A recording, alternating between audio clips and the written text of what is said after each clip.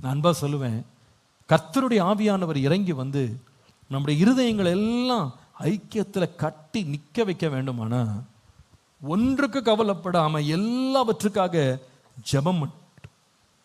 ஜெபத்தினால் ஒரு பெரிய ஐக்கியம் உண்டாகுது. பலத்தினாலும் அல்ல, பராக்கிரமத்தினாலும் அல்ல, என்னுடைய ஆவியினாலே ஆகும். ஒருவேளை நீங்க எந்த இடத்துலயாவது ரொம்ப பிரிஞ்சிருக்கீங்களா? ஐக்கியமா நிற்க முடியலையா?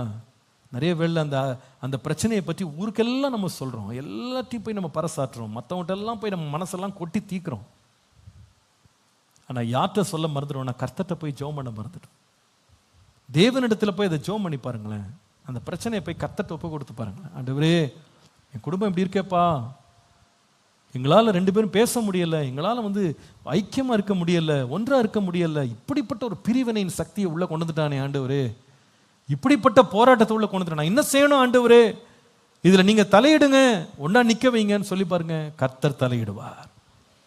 ஆவியானவர் இறங்கி வரும்போது எல்லா பிரிவினைகளையும் மாற்றி, யார் பெரியவன் சொல்லிட்டு இருந்த இடத்துல 11 பேரோடு நின்று அவன் தேவனுடைய வார்த்தையை அறிவித்தான்.